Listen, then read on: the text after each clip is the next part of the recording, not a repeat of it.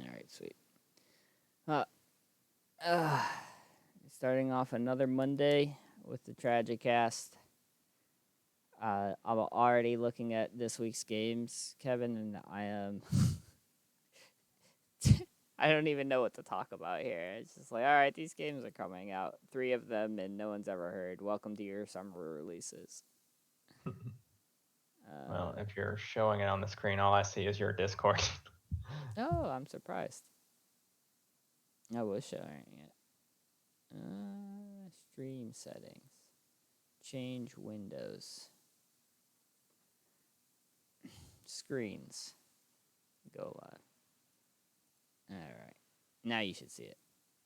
Yep. South of the circle, whatever. That's all of the things. Turbo Golf Racing. I am intrigued. At the very least. Recipe for Disasters. Another cooking like game it looks like. But the Turbo Golf Racing, it looks like someone took similar to Rocket League, someone taking soccer and it was like, all right, let's make cars. Seems like someone like, yo, let's do like golf racing. I don't know. It almost looks like the mini golf, or like the battle or gang golf thing that we've been doing, but with cars. Yep. So it's the first person to get their ball into the hole again is what it looks like. Yep. Turbo Golf Racing blends Rocket League style action with golf. So yeah, like I guess if you like Rocket League and was looking for a different way to play it, here you go. It's definitely not the same publisher though, so yeah. Yeah. Does Rocket League be like, yo, no, we hold the IP for like cars and sports, so you can't do this? I don't know. It's kind of hard to corner a market like that because literally there is a game out on the phone right now that is literally Fall Guys. I mean, it's almost exactly the same thing. It's just Fall Guys, and it's okay. Basically. Yeah. They called it something different, but it looks exactly the same. I know there's a Chinese studio that has like a poorly rendered version of stuff that has Fall Guys-esque things to it. Forgot what the name of it is, though. But yeah.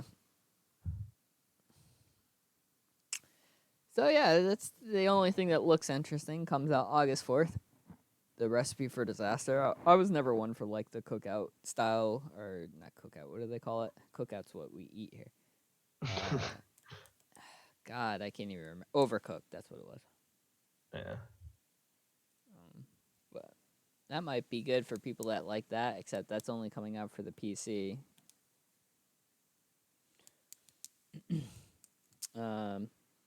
So talking about moving away from new releases, there's a thing that I have learned is don't depend on Ryan for anything ever. Yeah. Because I saw your message, I was like, yeah, sure, I'm down. That sounds like a lot of fun. And Ryan was like, yeah, it just have to be later. And then you're like, well, I'm watching TV right now, Ryan, so let us know when you're good. And then I was just playing Sekiro pretty much all night. God. But either way, I actually, so I know you didn't play too much Sekiro, but I know you watched Hub and, other people probably when the game was good. I should have known, because it's from software, that we take a left turn to Crazy Town. But I didn't expect this type of crazy. The current boss I'm fighting is the Guardian Ape. So it's an ape with a sword through its head. And I was like, all right, like a big giant ape. It was hard to like gauge how he moves and everything like that. But I was like, I got this. phase 1, you cut off his head. So you would be like, oh, that should be fine. Phase 2, homeboy stands up, holding his head, and the other hand picks up his sword, the sword that was embedded into its neck. And then I can't read that at all. He just snakes around on the ground, yells at you, and I'm just like, what the fuck is this game? That, and I was trying to think, you told me Hob no-hits this. I don't understand how. This boss has to be like the huge, like, I need to go back and watch how he does it. Is it a required boss? Yes. No. Oh, maybe not. Yeah, I don't know. He's doing Sekiro right now, so Maybe he's it's literally not. streaming right now, so you could watch. All right, guys, I gotta go. Well, he's still at the beginning, so if it's further in the game, you gotta. Yeah, it's pretty. Few minutes. It's pretty. It's hard for me to tell though because his naming conventions for stuff on his. Oh thing. yeah, I can just pull up his thing though. I should have a decent idea of what he does and what he doesn't do. A lot of the bosses I've seen, at least, there are some optional mini bosses, but all the end game bosses seem to be required. I think I'm not logged in. Shit. Hey, there he is. Man, you type in Hob and you find him. That's a big deal. Oh. I unmuted. Didn't want to do that. I want to mute.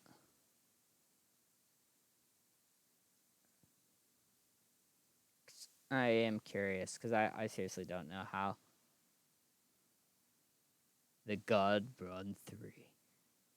I don't. My ad block is failing. Apparently he just got hit. So. Oh, have we? Yeah, just my stopped? ad block doesn't block Twitch ads anymore either. Well. Yeah. Yeah, he did just get hit, so he's restarting now. So he's at the very beginning of Sekiro. Yeah, I'll look it up afterwards just because I'm curious. But yeah, that boss is just. I'll eventually get to it. It's not horrible. It's just I don't. This game, like when you fight humans, it feels so good. It feels so good to be like, yes, I attack you, you block, I parry.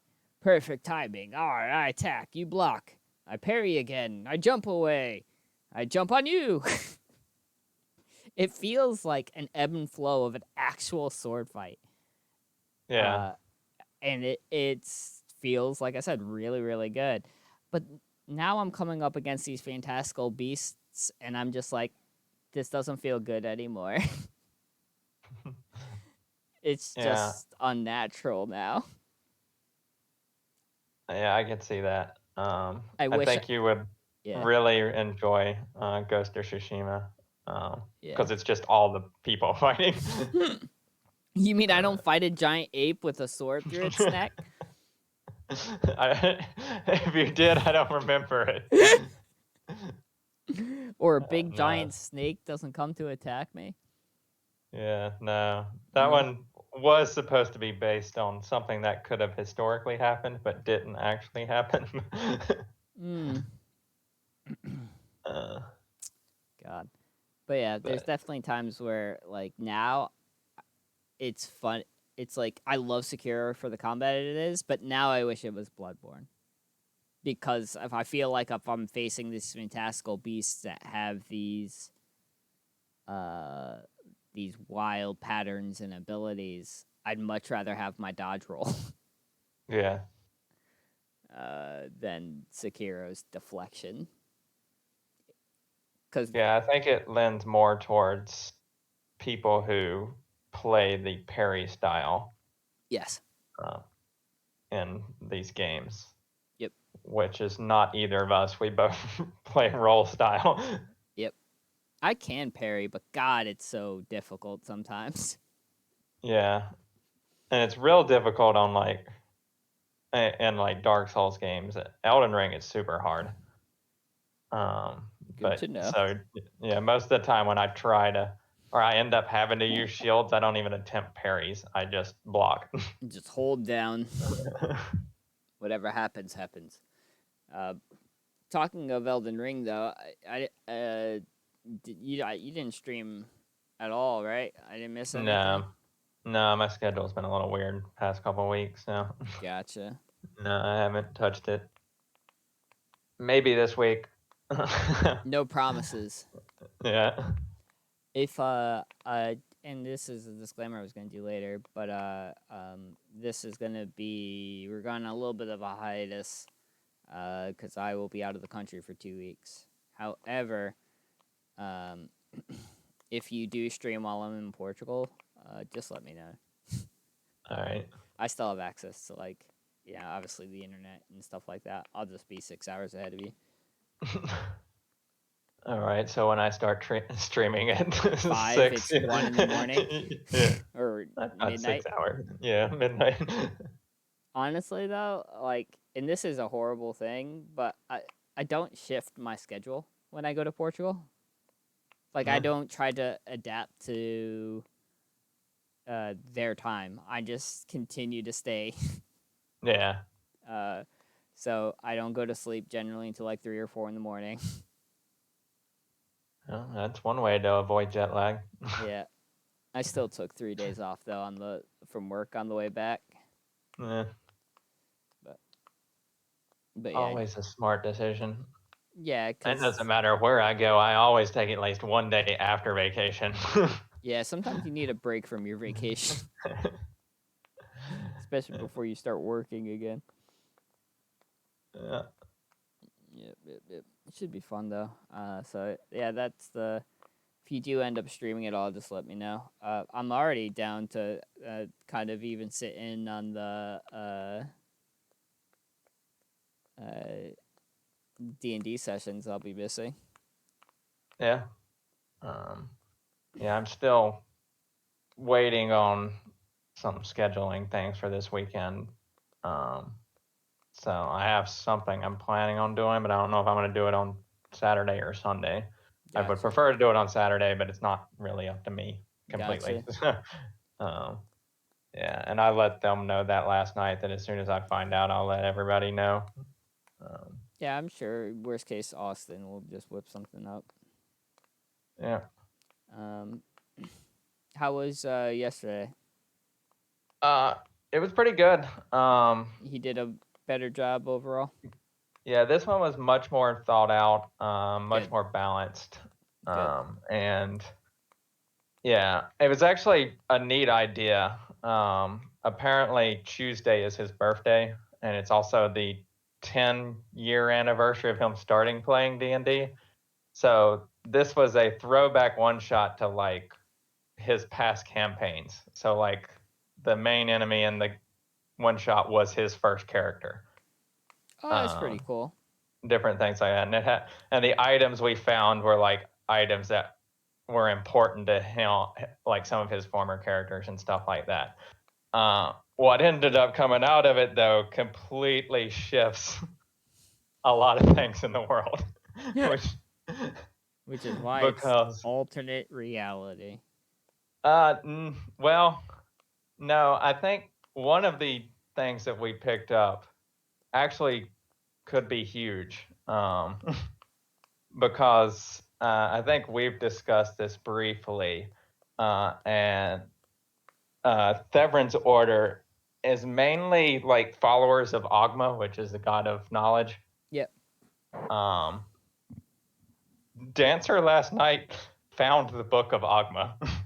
Oh shit. So we're talking literally Dancer is now in possession of what they would consider the Ark of the Covenant, if you will. Yeah. Like the most holy object. And Dancer's fully aware of this as well. And like I was just kind of like, when this came up, or when it popped up, it was obviously trapped in everything, and it was under a magical trap, and you have to have like dispel magic and stuff to get out of magical traps, which I didn't have. But knowing what it was and how it fit into Dancer's background, I took it anyway. I sprung the trap just to take it. Yeah. And all this stuff. And we get to the end, and something is said about the book, and Austin's just like, oh no, I mentioned when I took it, I was like, yeah, Theverin's order is followers of Ogma, and then Austin's like, yeah, it'd be a real shame if this book fell into the hands of someone who was ostracized by the order, just kind of as a joke. Yeah. Like, since he knows the background because we discussed it, and Yeah. then we finish up everything, and we're just talking, and he's asking how things are going, and I was like, I don't think you realize the importance of this item. Yeah. Yeah. It's For like, that whole order is huge. yeah, because I'm like, if the order found out that Dancer had this, they would probably raise the city to get it. That's the next side campaign. Yeah. Though this also leads into something more interesting in our previous discussions about Theverin ascending to godhood. This could be the catalyst. This could be the last piece of information he needed. Yeah. Yeah, holy shit. This could have like true names and things like that. Yeah, and that's also something that I haven't completely discussed with anybody is Theverin is the only person that Dancer trusts fully. They do know each other, and he does trust him, so it would not be illogical for him to give him the book. Yo, if Theverin comes back with that book. Oh man, you have to let me know because I'll have to, work that into the main campaign. I just thought it was hilarious that he was just throwing this out as part of his like little thing, and I was like, this just could not have been any. You couldn't have picked a more perfect item to put into this thing. Yeah. I feel like the side campaign was a great idea, something non-canon type, or canon, but like the way that won't affect the main campaign too much. And everything that's come out of it has been like, oh, this is a dragon. That is what now. Do you mean don't affect the main campaign? Now that's majorly affecting the main campaign. Hey, a dragon exists on this continent. Yeah, it is kind of funny. Yeah. Also, Dancer got a hold of a cursed sword. Oh. And the only reason he took it was because it's a cursed sword, but it also it is in possession of a soul who can speak through it. So the soul is like linked to the sword. Yeah. And Dancer took it because the sword can speak to him telepathically and then talk for him. So it is a mouthpiece for Dancer now to actually say whatever he wants instead of the mimicry he has to do. Yeah, I was a little tempted to take it to start with, but then when that came out, because as far as Kenkus go, they have an innate desire to find the ability to speak because that was taken from them. So yeah, I mean, he even knowing it was cursed, he took it because that gave him that option. Yeah, no, it makes sense. That's pretty cool. That and so it's sentient though, right? So what type of sentient spirit are you dealing with? Is it someone who actually good-natured, impartial, evil? Like, is there deceit now though? It's like, hey, that's not what I actually said. I don't know completely. It would be I would have to talk to Hunter to get more knowledge on it. My feeling that it was probably a true neutral being. Gotcha. Yeah. But yeah, what it was is apparently it's the creator of the sword, but when he created it, there was it got cursed somehow, and then if who's ever in possession of the sword, when they die, their soul is trapped in the sword. So that's how his soul ended up trapped in it, and that's the curse. So if Dancer dies while attuned to the sword, his soul gets trapped in it as well. I mentioned too, not HP 0, but dies, like fails your death saving throw. Yeah, I would think so. But that would also limit the fact that Revivify would not work on him. It would. Yep. You would have to use either, what is it, greater. Can you use, what is it, True Restoration or True Resurrection? Yeah, something like that. Something that frees the soul. Yep. But yeah, either way. Which is not a huge issue because no one in the party knows Revivify anyway. Yeah, that would require our clerics to heal. Well, that party doesn't even have clerics. That's true. No one wants to play cleric. Yeah. We were discussing some of that stuff last night about 5e classes and how other classes are just better versions of those classes. And it's kind of like rogues where our swashbucklers. Zazu played a swashbuckler, and Austin was just like, "Why are you playing a rogue to play a swashbuckler? Our fighter does it better." And we just got into discussing stuff like that. And obviously, fighter is a better ranger than ranger is. Fighter does a lot of martial things better than martial classes. Yeah, it's even if you want to be a barbarian, like chances are you still take fucking levels in fighter. Yeah, because that's another thing we were discussing is straight barbarians are nothing but just HP sponges. They don't put out damage. Nope. And everything is just halved unless it's magical. Yeah, and so they're just HP sponges. But even then, you can run fighters and get your AC up to like 25, and it's just like and then get 4 attacks on top of it. Yep. So we were talking about that, and then we discussed. We got on the paladins, and he was like, "Yeah, paladins just are not good in 5e," and I was like, "No, they're like a hybrid between a cleric and a fighter or something like that." Yeah. It's like fighter does it better, cleric does it. It's just like clerics are a better paladin than paladins. It's like just fair. take war cleric, and it's just a better paladin. I do think paladin, though, depending on your campaign, gives you some really cool stuff like resistance to fair, the aura of saving throws, like and the only thing the paladin has to do is be present. Yeah. So like there's stuff like that, but you're right. Like it's still, you generally would do better if you just healed as a cleric or damaged as a fighter. Yeah, and a lot of these what is it though? There's the aura of courage though, where they can't be frightened. Like if you're fighting a dragon, dog, aura of courage is fucking great. You just be like, oh, your frightful presence, fuck you. Yeah, but to be fair, let me make sure before I say this, but I think there is a spell. What is that spell called? It's something feast.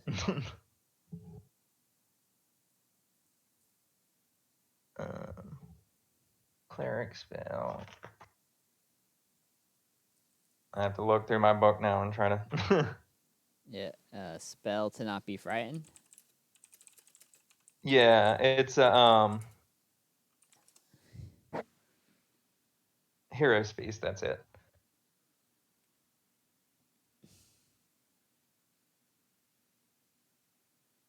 Does heroism cancel frightened?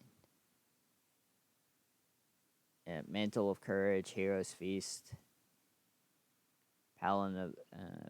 Yeah, so if you take Hero's Feast, for 24 hours after the Hero's Feast, you cannot be diseased, poisoned, frightened, and you make all wisdom saving throws with advantage plus 2d10 extra HP. And that's a cleric spell. Hero's Feast is a spell? I thought someone was just cooking something.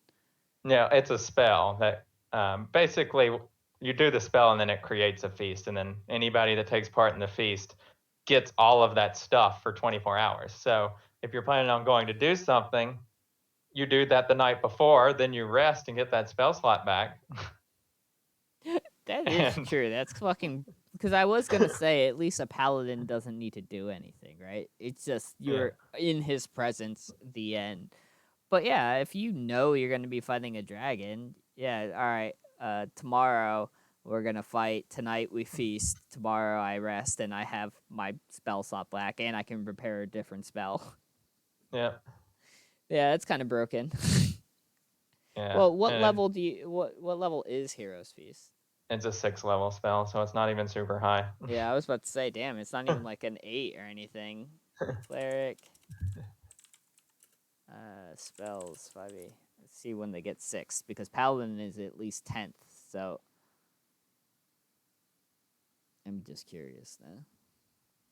I would guess probably 12, 11, 12. This is not what I wanted. Yeah, you need the table. Hold on, I've got the book in front of me. Yeah, the book is too far away for me. I have to reach for it.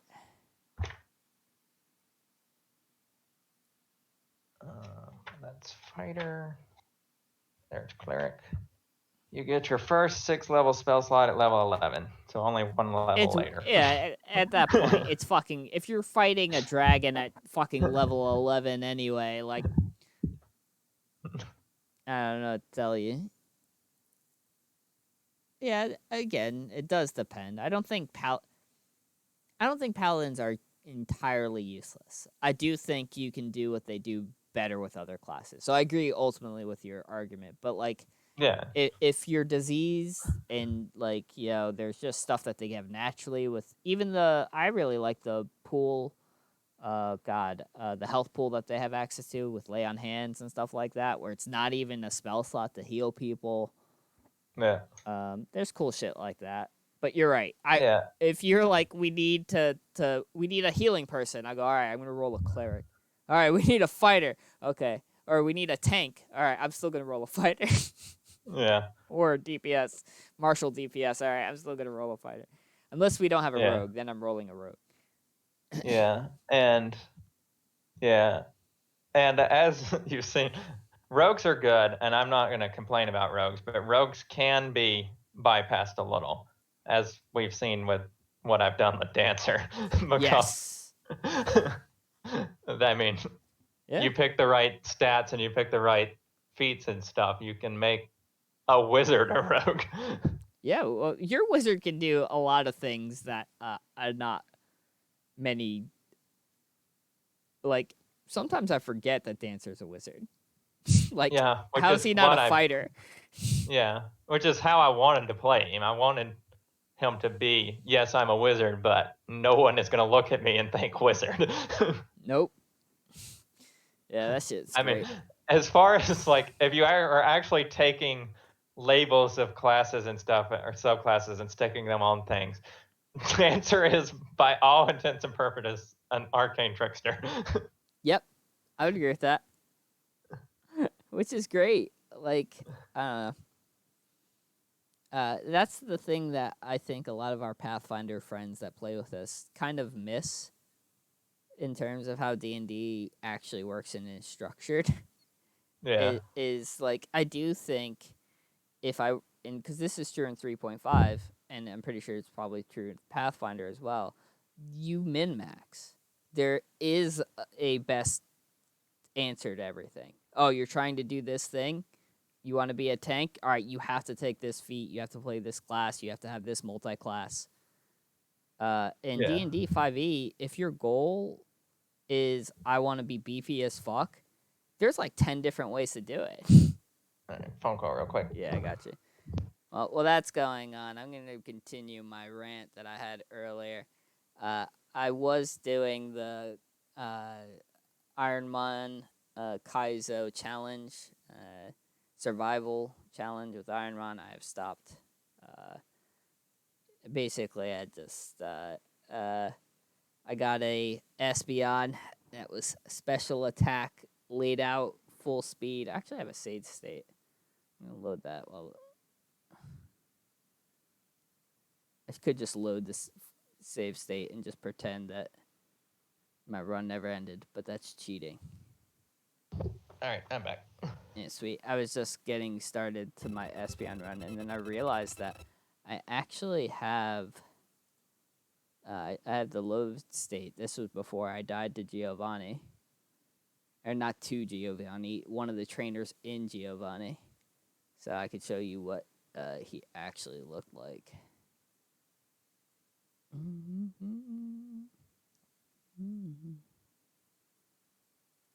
Yep.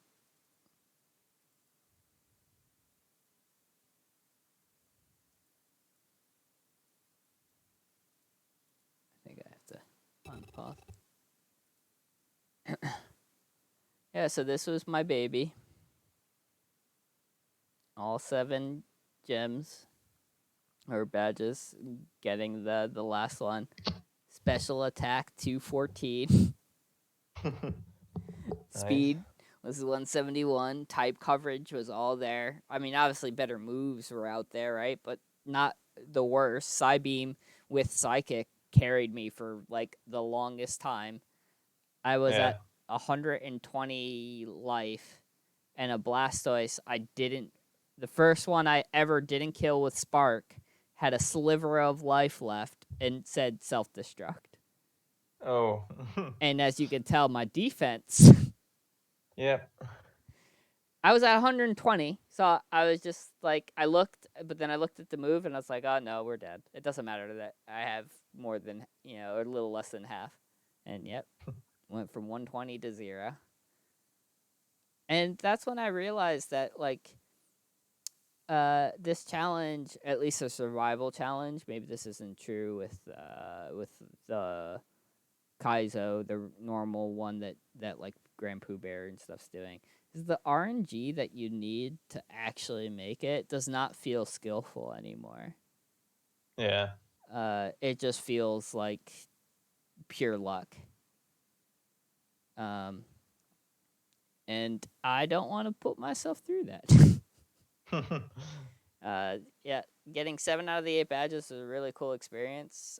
Honestly, didn't think it was in the bag, but I definitely thought there was a good chance for me to... I did end up using this last heal here. So this was the save state where I farmed a couple more people to just lower until I had 0 PP, because I was going to use my last heal before the 8th gym. So I did that. I got to like level 75 or 76. I was like, all right, cool. And then, died to that Blastoise halfway in between getting to Giovanni. And never again. So it was a fun challenge, but it's different. Like, RNG exists in all the games we play and that we like Storybook Brawl, right? But I always feel like even the RNG points of the game, I was still able to get better, find out where I maybe I'm not understanding stuff, and ultimately maybe succeed. At this point, I don't feel like I can get any better, and it's definitely nowhere close to succeeding. So. Yeah, I think what you're looking at is the only strategic input you really have is when do you use your heals. Yep. Because as far as like, there's always going to be a move that's better or best to use in a certain situation. So, yep. I guess knowing that is part of it. If you're using the overlay, that even tells you when to do that. You could probably I can make a bot. Automate the whole thing. Yep. Yeah, you can make a bot that even says, hey, you're fighting BST. It's only a 200 mon. Don't have to use super effective move if you have another move that will not be resisted by it. Use this one instead. Yeah. So, yeah, like if I didn't close it right, a good example of that is Water Gun sucks, but my special attack was so absurd that if I found something that was pre-300, like BST, I didn't need to use whatever the most effective... I would just use Water Gun because it's still going to kill it, and it's going to save the lesser PP moves for something that I need. Yeah. So, and that's why when you get to the point where you're strategizing like that, the amount of percentages you can gain are so small at that point So I knew I was going to feel this way regardless. So I was like, if this person makes it, if Espeon makes it, great. But if he doesn't, this is gonna be it. Like, especially if it dies to some bullshit. And honestly, in my opinion, Blastoise having self-destruct and killing you is bullshit. But everyone's different. If you like playing those randomizers and if that's your thing, great. I'm not going to shit on your parade. I'm just going to move on to some other challenge. Maybe even if I do go back to it, I'll do what Pooh Bear's doing and not just do the survival one, just do the Kaizo one. Yeah. Because that one's at least a little bit more fun to me. I imagine so. Saving all the time, sure, can be a little boring, right? You keep having to run back and forth. But at least then, the chances of that Blastoise being able to fucking... If I was full life, I may not have died to that Blastoise because I had 20 levels on it. Yeah.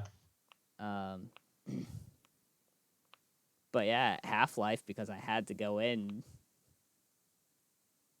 I don't know. All that to say, that and you can't... because you can't heal, I didn't get to grind out all... Like, the people that make it to the 8th gym are 20 level... or almost 10 levels higher than me. They're like 85. Yeah. Because I don't have enough heals to grind out. It was funny, though, is I knew that was a good Pokemon because the determining factor for me having to heal was not my health. It was always, oh, I ran out of PP for my moves. So, if I couldn't do it, then I'm just not going to do it. But I'm still not down on randomizers. I'm still hope to you pick yours back up because I had a lot of fun watching you do yours. Yeah. Let's see. While I look up, is there anything big news? I think there was some more Pokemon leaks, but I mean that's not coming out for another couple of months, so we don't have to. Yeah, I didn't really see anything on that.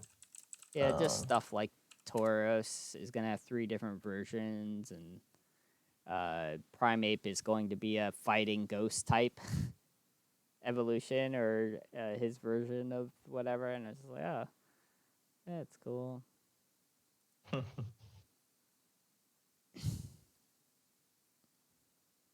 Space War, the first known video game ever made. Video game players may be better at making decisions. I don't know about that.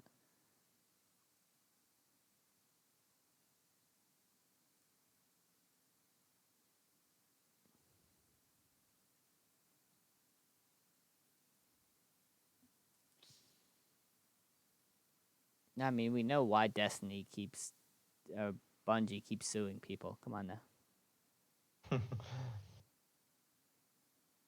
Well, that sale actually closed, so Bungie is now Sony. Womp womp.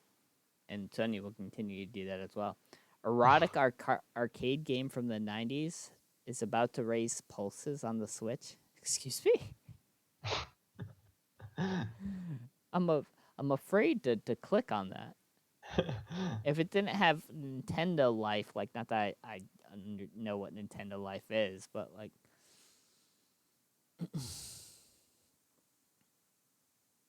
I'm doing puzzle games that may take 10 years to solve. No. A Dr. Disrespect unveiled video game footage for his new shooter. It did not go well. Man. Sucks to suck.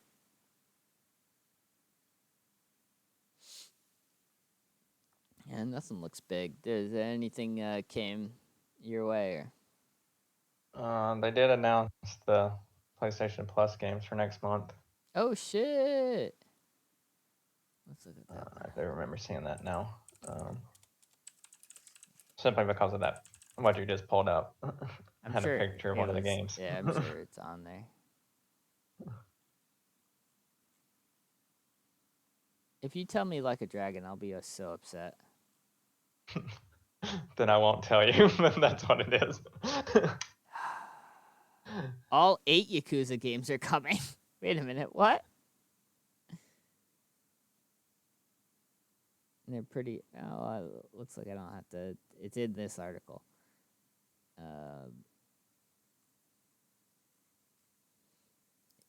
Some pretty solid reporting on GTA 6. It may not have come from Rockstar, but key details about GTA 6 came from arguably the next place this week, industry insiders. Leading the charge was further evidence that the game will have a female protag. Cool.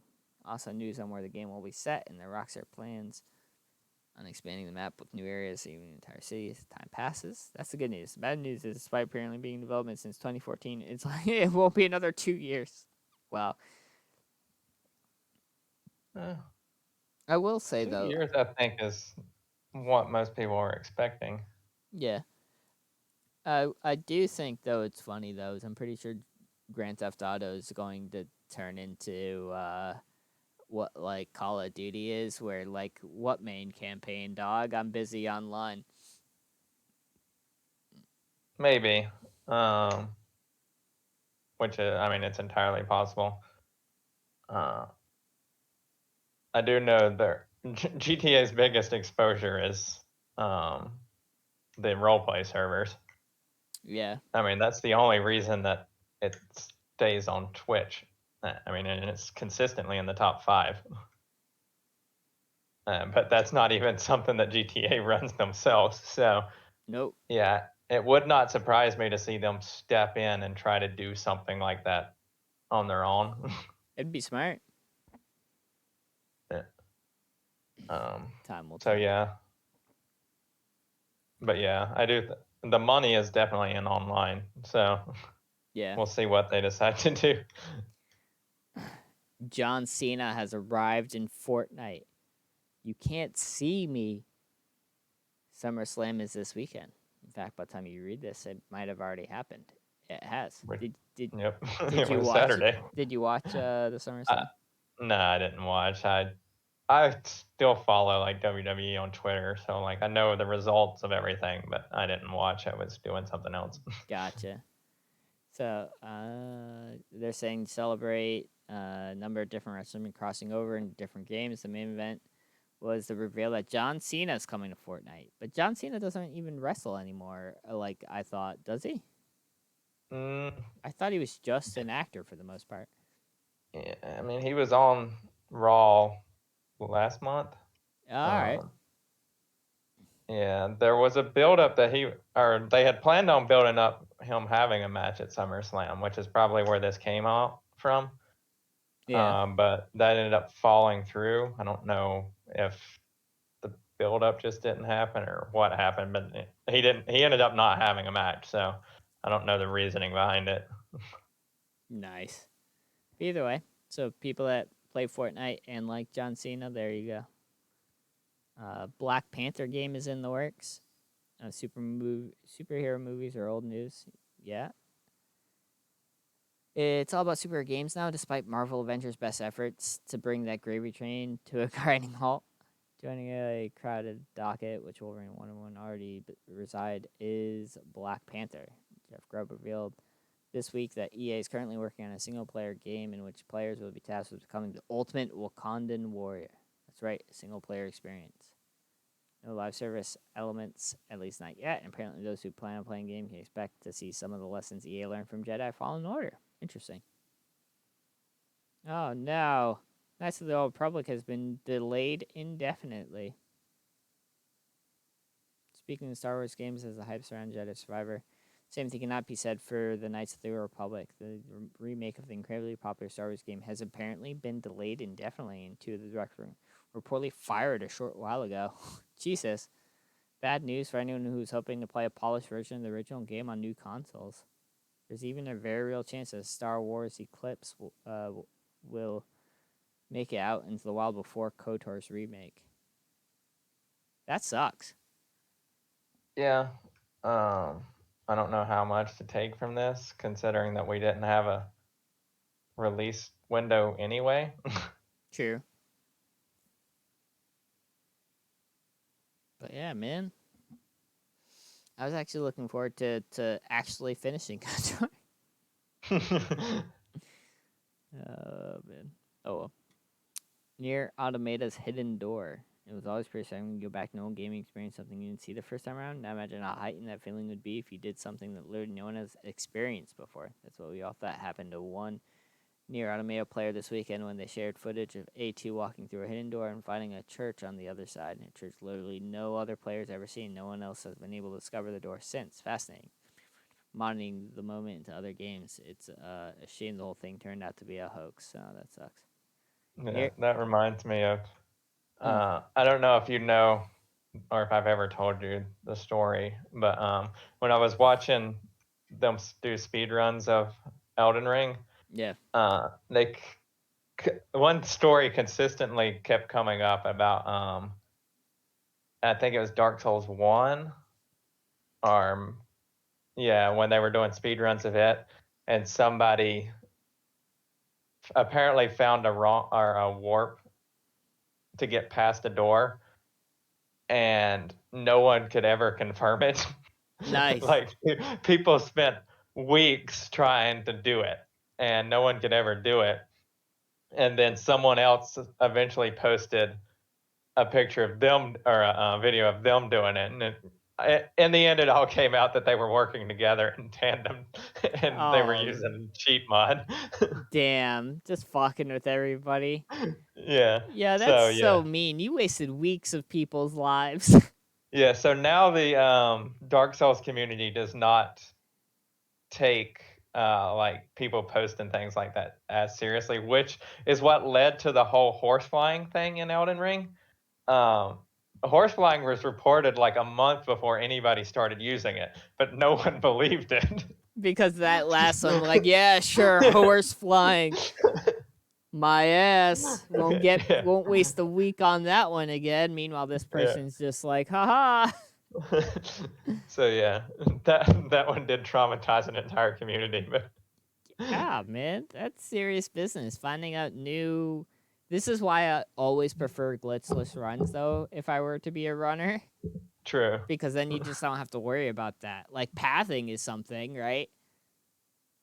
Yeah. And different pathing and stuff like that might be into consideration, but no one can be like, watch this glitch that I have to press this button on frame 3 of this moment.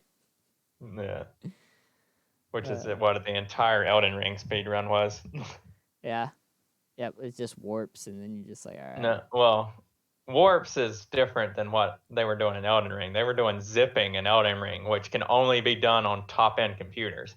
So That's not cool. yeah, and that's why the speedrun record for Elden Ring is like 6 minutes. I Because imagine that's any percent. yeah, well, it's not even any percent. They had to create an entire category for it called unrestricted. Damn. So, but yeah, literally, you have to do it on a certain. It's literally a certain frame of the load screen. You have to hit the button to skip the screen, and then it'll zip you. And they were basically just zipping straight to the end boss Wow, holy without shit. doing anything. And then having to, beat the end boss, though, at rune level 1? Yeah, which no hit runs are rune level 1 right now. Anyway, that's the meta for no hits on. For no hits, really? Yep. Wow, holy shit. I haven't seen Elden Ring's last boss yet, so I Yeah. have actually, but I haven't seen like how it fights, so I don't know how insane that is. I'm sure it's still insane. And the reason it is that way is there's a what you would call a gimmick boss. Which I'm sure where you've it's not probably the seen. true last boss. No. It's a gimmick. It's the snake boss. You know, they Gotcha. put the sword in there with him Yep. that anybody can use. Yeah. Well, that's the weapon they use for no hits right now, because you don't have to have stats to use it. Yeah, and it probably has a better basic stat than what it comes with. Yep. So yeah, that's the meta right now, is that they go in and get that sword and then leave the boss room. They don't fight that boss, obviously, because he's not mandatory. Nope, not gonna risk that. Yeah. So they go in, grab that, leave, and then go run the gauntlet. That's But- hilarious. That's insane to me, but it's still. Well, all 8 Yakuza games are coming to PlayStation Plus. PlayStation confirmed the 3-game PS Plus Essential subscribers will be getting free next month on Wednesday. And they're pretty great. Yakuza Like a Dragon is the pick of the bunch. PlayStation made a great announcement even better. Before the end of the year, all 8 of the main Yakuza games will be playable through PS Plus in one way or another. Like a Dragon through Essential, Kiwami 1, 2, 0 on Extra and Premium at the same time, and others late in the year. The only caveat is 3, 4, and 5 will only be available on Premium, but 6 will be playable for extra subscribers. And to that, I say, I've already bought all the games, you assholes! I do love these games, though. They're amazing. If you like Japanese settings and their culture and their zaniness that is Japan, play these games. You don't have to be into the Yakuza-like environment, just the Japanese environment, really. They also play like a horrible gangster film, so if you like that, that's great. I personally love cheesy like movies like that. So yes. God, and that was the last one. But yeah, that didn't have the PlayStation Plus games though. Oh, so it's not just Like a Dragon and. No. All right, cool. Let's take a look. 8 hours ago. I'm just. Eventually, when I beat Sekiro, I'm going to probably go back to. I'm gonna play Like a Dragon. I think it's been forever. I wanted to play it so bad. Tony Hawk Pro Skater 1 and 2, and The Little Nightmares. Oh, that's cute. I'm surprised Tony Hawk Pro Skater came out. Yeah. Yeah, that's actually a pretty good lineup.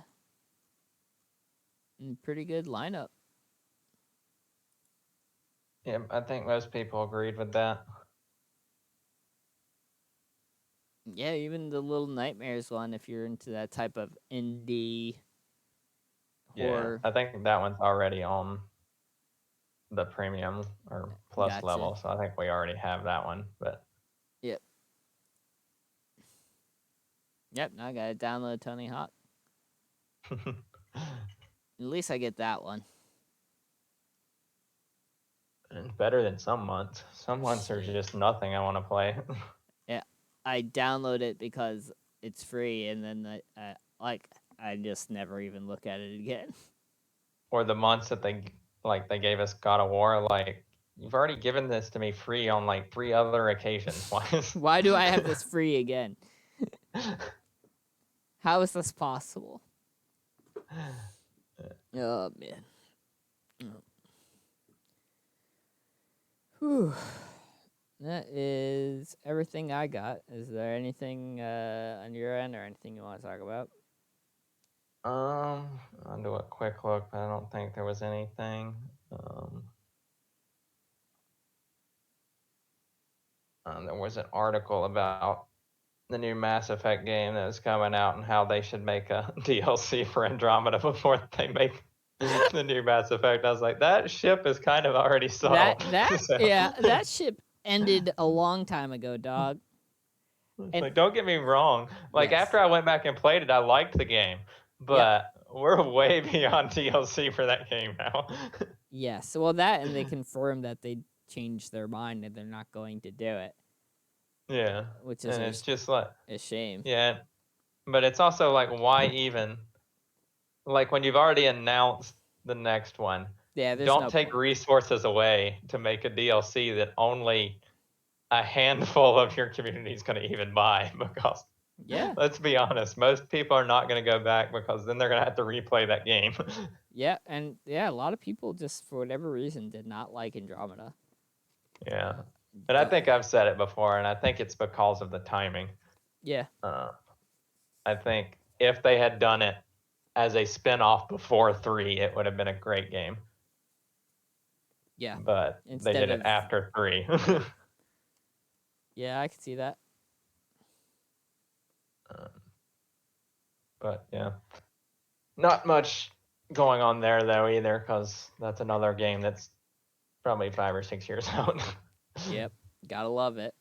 Yeah, because what BioWare is gonna do, even if it's two different studios, they're still going to, not studios, but centers for them. They're still gonna do Dreadwolf first. Yep. And then hit the Mass Effect. But Yep. I do have to admit though, I mean, I hope Dreadwolf is really good. I'm more fantasy than sci-fi though, so yeah, I don't know where I put my. I like them both. yeah, So ain't nothing wrong with that. yeah, it largely depends on how they execute them. Yep. Also, I saw a thing where Sony's potential acquisition of Square Enix is picking up again. Oh or the man. rumors anyway. But apparently they only want one studio from Square. No. We don't want everything. Just give us this. Yeah, they want the Tokyo studio, which is the big one anyway. Yeah, which is pretty much at that point, Square's just take us. It'd be interested to see if that one went through. Yeah, there were a lot of rumors that came out a while back that it was close because Square sold off a bunch of their North American studios. And so people thought that was them offloading what Sony didn't want. That would have made sense. But yeah, can never tell on these things until they happen. Nope. No one knows until the actual contract's written up and out for public review. Everyone's just guessing at that point. Yep. But yeah, that'd be cool. That would be good for us as PlayStation fanboys. Yeah, and I've always said anyway that, I mean, given the choice between Square Enix and Activision, I'm taking Square. Taking Square. Yep. Even questionable decisions ahead, that it's still better. Yeah, I mean, if you take politics and whatever completely out of it, workplace culture, let's just put all of that behind the curtains or whatever, just based on games released, I still pick Square. Yes, I agree with that. Yeah. I don't even think it's close for me, to be honest with you. Square Enix games developed, though. I don't care about published. All the Final Fantasies, obviously. Yeah, The World Ends With You, Octo Traveler, Kingdom Hearts, obviously, Chrono Trigger. Yeah, the Dragon Quest games. Yeah. I didn't know Dragon Quest, the old Dragon Quest games were made by Square Enix. Yeah. I think they were published. It's just not the same, but Spike Chunsoft, get out of here. Spike Chunsoft is great, but they're scary. They're the ones who do the Danganronpa games. Either way, yeah, I agree, man. You're just going to get more quality gameplay than Activision, because with Activision, you also have to worry about the $5 type game that they made for the upcoming movie that's just a piece of shit.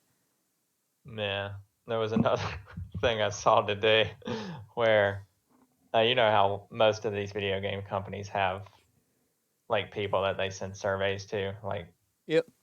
Not really beta testers, but community outreach or whatever. And they apparently sent out a survey and asking if people would pay $45 for an Overwatch skin. Jesus Christ. I just want to feel this one out. No reason. God, would you spend almost the cost of a video game on a piece of cosmetic? No? You know, if only 10 people say yes, they'll probably still do it. Probably. And I had seen something else. Somebody else had talked about that where I think it was actually in Dan's chat. They were talking about cosmetics and stuff and how games could have like super rare cosmetics and charge like $1,000 for them and they would probably still sell. And Yeah. somebody was like, Path of Exile does that. Well, I didn't know. Holy shit. Path of Exile does that. Why am I not playing Path of Exile? Dropping like $8,000 on a skin just to show off. See, now that's the type of game where I wish they had like what Diablo had with the real money auction house. Yeah. Sure, Blizzard, you can take a cut. I'll take $800. But $1,000 skin. Oh, what do you do for a living? Oh, I play Diablo. Oh, you a streamer? No. I just collect cosmetics that then sell to people. Yeah. I remember back when I was playing what was it game? Perfect World, yeah. You know how I've told you I worked the auction house for the real world currency and stuff. I bought a mount in that, and it was a 3-headed dragon flying mount type thing. And at the time, I mean, it was cool, but at the time, it was worth basically what you paid for because anybody could get it. It's been about a year or so, but the last time I got on, I checked the auction house for it, and it was selling for like $600 Jesus. worth of currency. So, man, can you unsoulbound your mount and just be like, all right? I don't think it is soulbound. I think I could have sold it, but jeez. I mean, you're selling for in-game. I mean, you're not selling. No one's cash. writing you a cash. Yeah, so now I've just got $600 worth of currency to play in this game, which I'm not even playing. Oh man. Or I could just, for the little amount of time I am playing, fly it around and look really cool. See, now that does matter a lot. It's funny too, is like obviously Diablo got rid of the real money auction house, but one of the things you could do with World of Warcraft is you can take the gold that you make and actually buy subscriptions with it. So back when I was playing World of Warcraft, I ran the auction house, and I didn't pay for my sub. And I'll tell you right now, if they ever put that in Final Fantasy 14, I would probably, well, I know, I would run that auction house the same thing. I wouldn't have to pay a damn cent for my sub when I wanted to play. You just be like, yeah, I play Final Fantasy 14. The only thing I do is fish turtles or whatever. It's like, yeah, I just like run the market so I can keep my subscription. I don't actually do I don't anything even else play in the game. I get the login bonuses though, or the veteran bonus. I gotta get that 120-month subscription streak. Like, there you go. That's it. That's my end game. Yeah, oh, man. It's not worth it for me anymore. I already have all the items off of the subscription streak. Damn. Well, you know they could add more. They could, but they haven't. At least not the last time I checked. I do like Final Fantasy, but I just like I don't have that time dedication that I want to put into it. I don't even play Sekiro and that's kind of like my main game for more than like an hour and a half. I sit down, do that, and I'm like, all right, cool. I gotta do some other shit. Yeah, I was the same way. Like this weekend, I finally loaded up Assassin's Creed Valhalla. Oh, how is it? It's Assassin's Creed Skyrim is what it is. That sounds amazing. Yeah, you can literally stealth archer, so. Are you serious? Yes. All right. There is a stealth tree and an archer tree. Sorry, Sekiro, you're going to have to wait. But you also have a boat that you can and you have your own like raid crew, and so you can actually carry out raids and like. That actually sounds really cool. Yeah, I didn't play a whole lot because, like I said, I'm kind of in the same thing that you are. It's like 2 hours, and it's like all I got into it.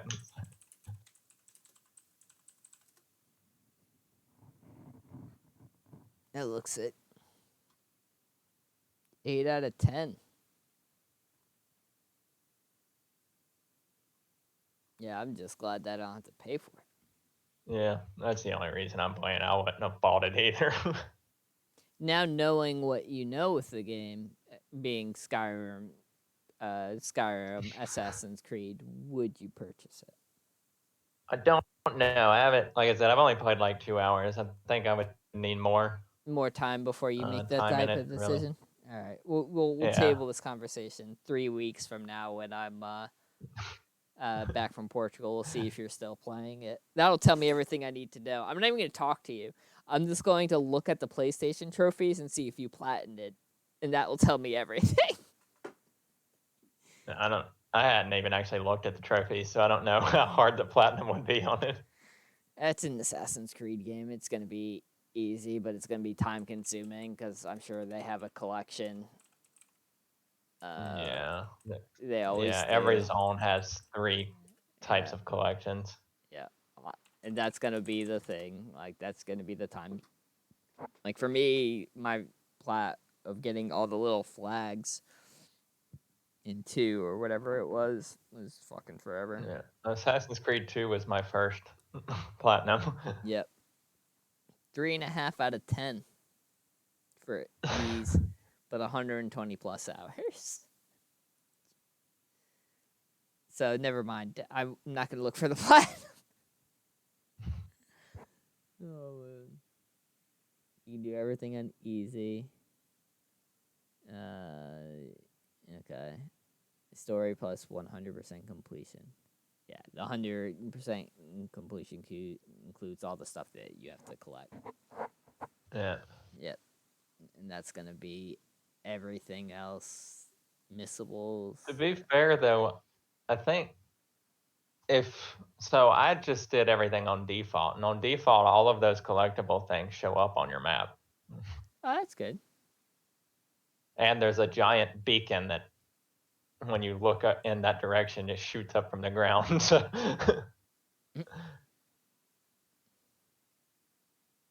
Finding Excalibur and Thor's hammer Mjolnir, or reaching level 6 with your settlement.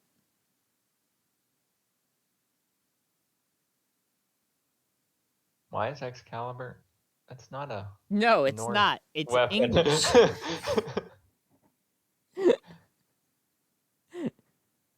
Who the fuck knows, man? I don't know. Maybe we get later into the game and the English invade. Who knows? Oh, there's a dice mini game. You have to beat all the Orlog players. Yeah, I've already beaten one of them. There's got to be a whole bunch for them to have a guide on how many people there are. Number 2, I'm just going to scroll down. I want to see how many. Wait, that did say England, by the way. So I guess some of it takes place in England then. So instead of England, we're rating England? All right, 18, 19. Ah, that's 19. That's not that bad. Yeah, that's... Well, true to history, that does happen. Yeah. So we're going to raid England and find Excalibur in this game. Are we the bad guys? Step 5, fishing. Oh, you have to catch every type of fish. Someone tell Ryan. Killing fish with melee or explosive doesn't count. Oh, God. Then is it really fishing? I mean, the very first thing that your person says when they get back home is that they talk to a fisherman and they're like, I could do a better job with my bow. Yeah. How are you going to say that, then make you use the fishing bow? Fishing rod, I know, right? That, and I would argue bow fishing's a lot harder than normal fishing. Oh, man. But, yeah, So yeah, 120 hours. I'll just ask you if you're still playing the game. Yeah. The one thing I don't like about the archery is it is realistic in the fact that you can't carry but a limited amount of arrows. Oh, they doesn't let you carry like over 1,000. No. I think you're limited to like you can upgrade it so you can carry more, but at the start I think you're limited to like 18 or something like that. So you have to literally kill somebody and then go pull your arrow back out of them. That's pretty cool though. Yeah, and there are like upgrades or like level ups you can get that increases like your ability to find arrows, and you can upgrade the quiver to hold more arrows.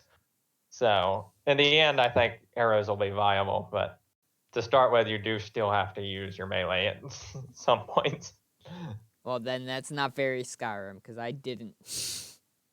Well, so to be fair, I did the entire first zone and killed everybody in the zone with the arrows. Nice. And then went in and rescued the people, and that started an invasion type thing where then a bunch of people started attacking at once. And so at that point, your stealth is kind of blown. Yeah, it's hard to be stealth arrows when people are running in mass like in a group. Yeah, so I just kept backing up and shooting them in the head as they ran at me. That works too. And then I ran out of arrows. Oh man. But yeah, in Skyrim you can just literally carry like 7,000 arrows, so it's never That, and when you hit crouch, you just disappear. Yeah. It's like, you'd go right in front of somebody, and be like, "Oh, what's that noise?" Then you crouch, and they're like, "Oh, must be the wind." You're like right in front of them. Especially if you like did what I did, and after you've leveled up stealth and archery to max, then you started putting stuff into illusion magic. Oh yeah. Just go invisible. Literally invisible. Yeah, I think the only magic I used was cure, but yeah. Yeah, and you could level up illusion magic for free in Skyrim. Yep. There's an exploit for it. And I know we talked about this in the past, but it's a shame, and maybe it's like this now, but that's really what I wanted the MMO to be. Was just a Skyrim-esque system that felt good like that. I wanted that too, and then you played it, and it was like, here's 4 hotkeys. It's like, what? It's like, you also have 10 abilities, but you can only hotkey 4 of them. God. And I have no idea, like, if I wanted to do that, like, I don't know. You do have a unique world that you can do this stuff in, but like World of Warcraft, Final Fantasy, even Lost Ark, like, we're already doing this, man. You have something already unique and new. I honestly think if they did say, "Hey, we're just gonna take what we done with Oblivion and Skyrim and Morrowind, right? That type of, especially with Skyrim as the latest iteration, and we're just gonna drop it into this massive Tamriel, right? That's it, and just have quest zones and do stuff like that, but still able to do the things you could do, like combat working like it would be in Skyrim, would just be fucking awesome. And balance things, right? Because stealth archer is gonna be the best. Yeah. But yeah. Yeah, and I mean, they could even still keep the same like dungeon format they had. I know you haven't really played it any, but yeah, I mean, there are dungeon formats where you still need a tank and a healer and everything. I mean, you just keep all that and keep the old mechanics. Yep. I mean, and the thing that really made Skyrim unbalanced anyway was the your gear system. Yep. That's the only thing you needed to overhaul. Yep. Just change that, and you can even tie that to whatever base MMO levels that you wanted to. Yeah. Yep. But yeah, that's not what they decided to do. But at the same time, Bethesda's not who made the MMO. No, it's ZeniMax. or something like that. Yep. And we've also discovered that Bethesda's not great on multiplayer ideas anyway. Nope. Looking at you, Fallout. Yeah. Yeah. Fallout should have been a co-op. Like a 4-person co-op game, not a pseudo MMO. Yes. Yeah, that actually would have played really well if they did it like that. Like a 4-person co-op, I think, even without all the improvements that they've done to it up until now. Yeah. I do still want to go back to it eventually. I'm down, man. You already know that. Yeah, we got to get, and me and you, and it would be idea to have one more, but we don't have anybody to rely on. Brian has broken our trust yet again. Yeah. Who knows? Where is Zach? I thought Zach was supposed to be back by now.